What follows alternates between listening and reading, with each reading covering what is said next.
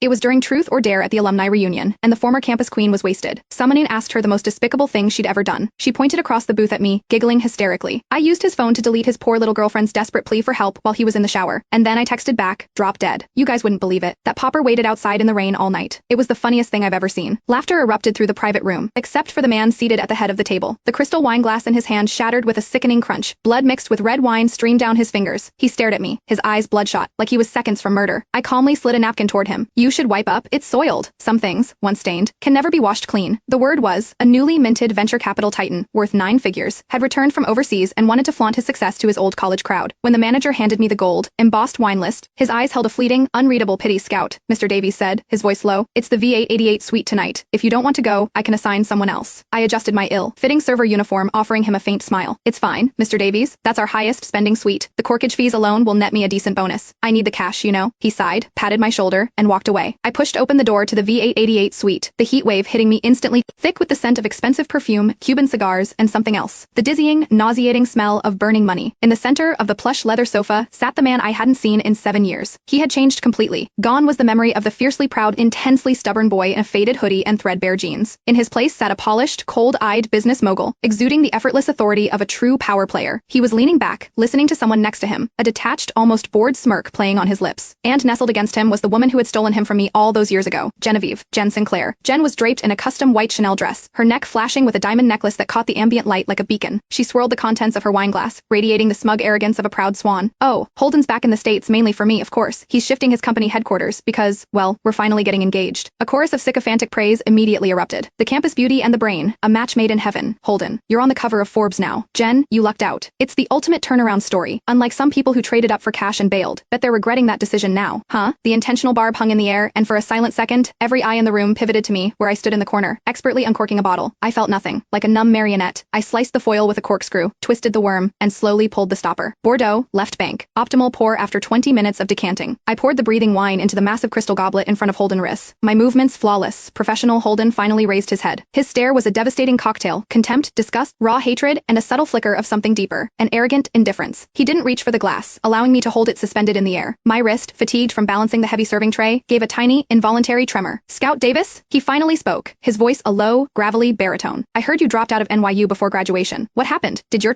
fun boyfriend get bored and toss you out? Now you are scraping by, serving drinks in places like this?" The room fell silent, the audience waiting for the spectacle. Jen theatrically covered her mouth, feigning shock as she looked at me. "Oh my god, it is Scout. How are you dressed like that? Honey, if you're really hard up, just tell me. Even though you threw Holden over for money, we're still old classmates. I'd be happy to arrange something for you, maybe a janitorial position at my father's firm." She deliberately